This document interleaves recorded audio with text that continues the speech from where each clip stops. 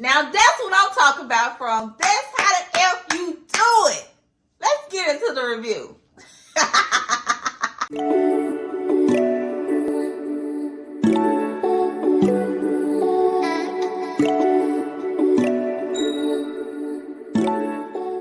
What's going on, y'all? Let's get into this review for From Season 3, Episode 7. Boyd. Come here. Don't you yell at Kristie like that. Who you think you are, boy? Who do you think you are? So the scene starts off with us at the clinic with Kristie them. And they're basically confirming and telling her that she's not pregnant. And they kind of tell her that what's been going on as far as Fatima been, eating rotten food. They just really are not concerned enough for me. I don't know what's going on. What's happening? Why ain't nobody alarmed that Fatima is eating the rotten food? It's just a little too calm for me to, been done found out this information, because the audience knows that not only has she been craving rotten food and eating it, but she been craving eating people too. So they ain't alarmed enough for me. And for whatever reason, everybody is just yelling at everybody. Boyd yells at Kristie to do her effing job. And Boyd, I ain't even gonna get on Boyd, because we already know Boyd been showing his whole ass this whole season. So anyway, how is Kristie supposed to know what to do about this situation? Like, literally, Boyd, how is Kristie supposed to know what to do? She didn't know how to help you with the worms under your skin. She didn't know how to help her girlfriend, Julie, and Randall out of their situation. Why do you think she's going to be able to help Fatima with this situation? Seriously, for real. It's a for real question, okay? Moving on. In the next scene, we get Victor, and he is sitting in his room talking to Jasper. Jasper hand all cocked up on the side of the chair like he's chilling. And Victor is basically yelling at Jasper, trying to get him to talk. Henry knocks on the door and lets him know, listen, I've been hearing you all night long fuss at this damn doll. This is a doll. He ain't gonna say nothing to you. Of course, Victor is like, listen, you don't understand. You weren't here. He picks up Jasper and walks out the door. Then we get the young black man, and he is showing the old creepy lady that he made Fatima some type of wind chime thing out of some spoons and forks and keys and shit. All of a sudden, the Polaroid camera takes a picture on its own. Nobody touched it. The guy gets the Polaroid picture from the camera and looks at it. So this is starting to make me think that the lady that he sees in the Geechee just might be Fatima, but a past Fatima. You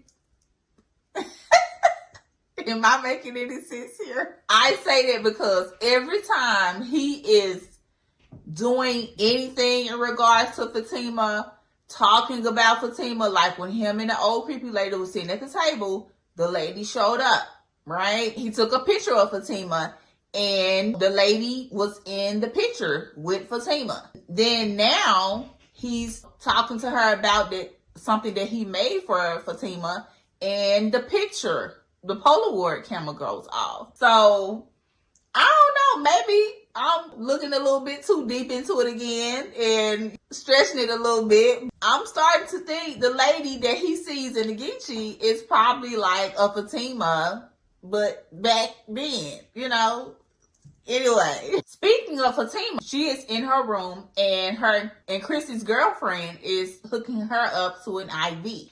She's also trying to explain to her, listen, others of us have went through just a similar situation, different circumstances, where this place was messing with us and thinking that we were somewhere that we weren't. We were getting, surrounded by and attacked by cicadas, Boyd with the worms, and whoever else that has had a situation with this place. And Fatima is not trying to hear it. She's saying that this is not the same. Don't be comparing me to y'all's situation because it's totally different. Ellis comes into the room and she's still not liking the fact that nobody is believing her. Ellis is explaining to her, we do believe you, but we are trying to let you know that you don't have a baby in you, Fatima. You don't have a baby in you, Fatima. You don't have a baby in you, Fatima. It's not the baby that you think that is in you. It's you. That's whatever this is happening to you, it's happening to you. You're not pregnant. We don't see a baby. You're not pregnant. And then she says, if the baby isn't real, then it's me. Ding. Message. Yeah. That's it. You getting it. And the next thing, we get Boyd and Donna, and he is explaining to Donna the whole situation with what's happening with Fatima. And with Donna now knowing this information, she lets Boyd know that she don't think it's a good idea for Fatima to stay in the big house no more. Which is, yeah. Why do it seem like Donna is not only the only person, but the first person that I feel like has taken this whole situation with Fatima serious? That's why she my girl, okay? I F's with Donna. And then, of course, Boyd gets in his feelings, but he agrees with Donna to let her know that, listen, we cool. You ain't wrong. I get it. I understand. And he walks off. And the next thing, y'all, we get Miss Police Lady, and she comes into the diner where Kenny is. She's asking all of the questions that everybody has asked since the start of them being there. Kenny is basically letting her know, I have heard the questions time and time and time again. I have been on that side of the table that you are currently on now, asking the same question. We've all said we were going to get out of here. We've all tried to figure it out. We've all thought that we were going to be the ones to crack the code. This police lady ain't trying to hear that. I'm going to get up out of here. I don't know about y'all, but I'm not getting comfortable. And that was my first question, because when I seen her walk through that door, because I'm like, lady, ain't that, why you still got that police uniform on? Ain't that shit heavy? Your badge, if you haven't noticed, your badge don't mean nothing around here. So you might as well go ahead and get comfortable and take that uniform off, because you ain't about to go nowhere, ma'am. All of a sudden, the radio starts playing, ooh, child, things are gonna get easier. So clearly the things have a sense of humor, because they like, ma'am, we can hear you, by the way, and we just want to let you know you might as well go on ahead and get comfortable. Things are going to get easier because you ain't going nowhere. Go on and kick off your boots and relax your feet, because this is it for you, ma'am. This is it. In the meantime, we get the young black man, and he has the Polaroid picture, and it has a picture of like some doors or like that leads into like the ground. And he eventually finds the spot where this picture is trying to take him. Yes! Yes, lady in the Geechee. Yes! That's what I'm talking about. Give my boy a clue. He got his little backpack on like he Mr. Dora the Explorer. And we about to find out some stuff. Come on, let's go. That's what I'm talking about.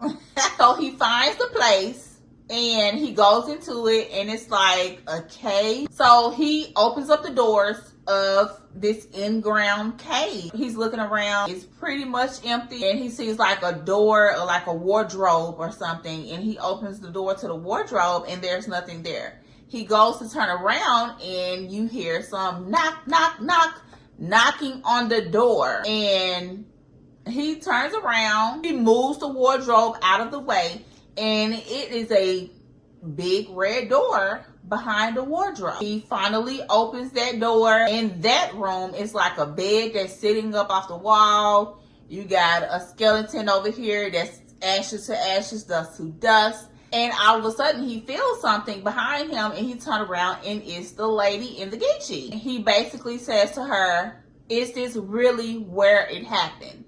What he's referring to, I have no idea. I mean, unless he's talking about her, meaning that's how she died or whatever, by being stuck in that room. And maybe that was her body over there sitting in the corner.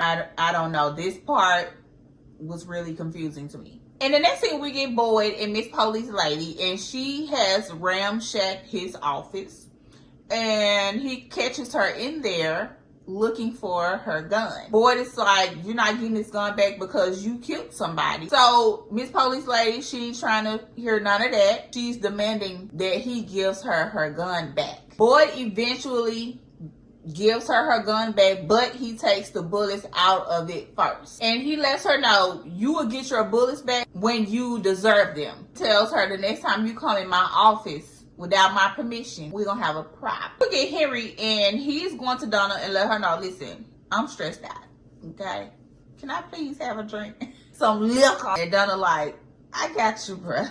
So him and her goes to the town bar, and they're having a few drinks, and he's venting to her and letting her know that he wished that he would have never came. It was better for him when he thought that Victor was dead. Yikes. And the next thing, we get Tabitha, the drunk man, Ethan, and Jim, and they're going to where the spot is where Tabitha saw the red rocks in her dream. Jim is all confused for whatever reason. I don't know why he's even questioning why they're there. It's during the day, and I don't understand why he's even questioning that they're there. But either way, they're at the spot where they were initially getting food for the town. Goes to the place where the red rocks are, and everything is coming back in her memory. Doesn't understand why she feels like she's connected to this place just because of one dream. She lets Jim know, no, it wasn't just one dream. This was a repeated dream night after night for a very long time. And the drunk man lets them know, if you were having these dreams as a child and fate brought you here, you really never stood a chance not coming to this place. And that was probably one of the same things I've heard him say since he's been on this show. So the scene cuts to Ellis and the creepy old lady, and he basically lets her know that Fatima is fine.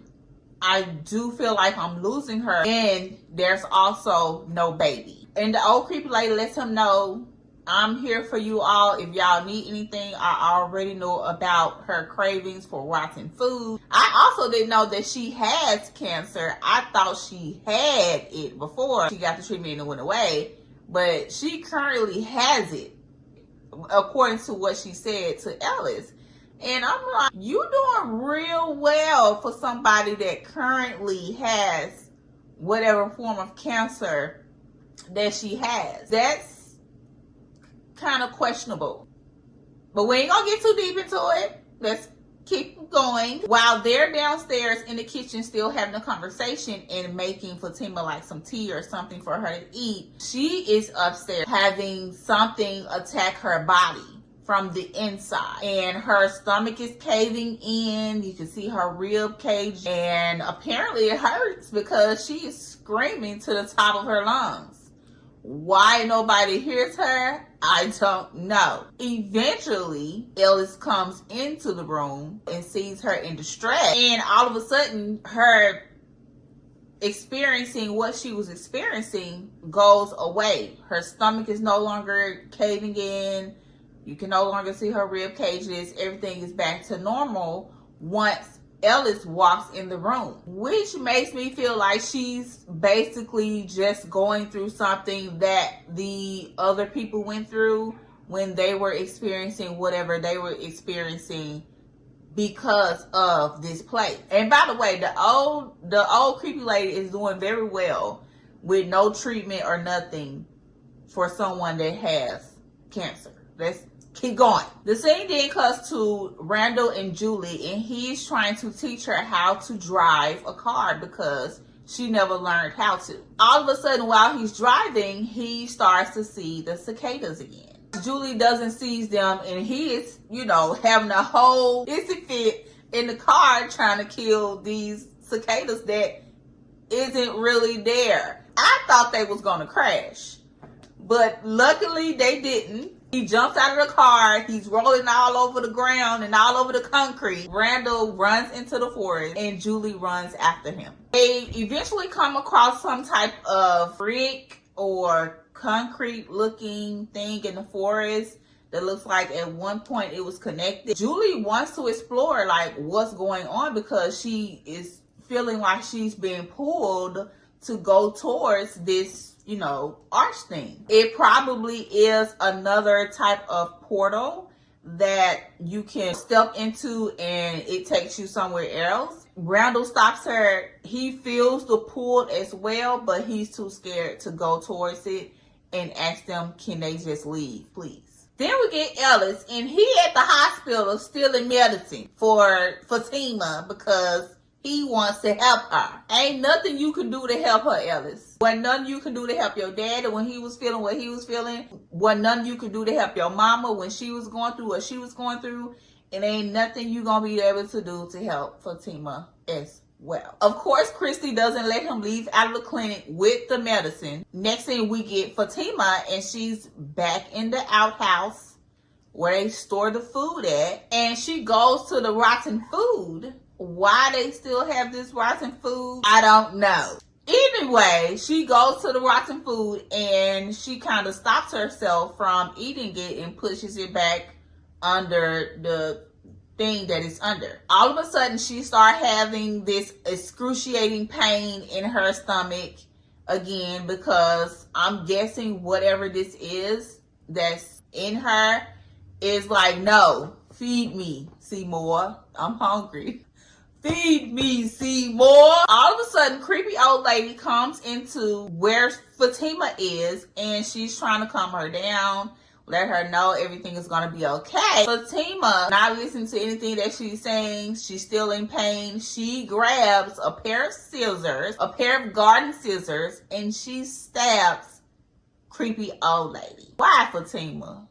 Why? And just when I thought that Fatima just killed her because she wants to eat her body and she no longer wants to eat rotten food, and I'm thinking she about to get away with killing creepy old lady. But Ellis, thank goodness, walks in the storage house and catches Fatima in the act. And she's basically screaming or saying, what have I done? You just killed creepy old lady. This episode was really good. I like it. Yeah. Let's go. This episode was really good. Now, this is what I've been looking for. These past 2 episodes kind of felt like fillers. Now I feel like we getting somewhere. We getting to it. This is what I'm looking for from Keep It Coming. Y'all make sure y'all like, comment, and subscribe to the channel. And I will talk to you all on the next video. Bye.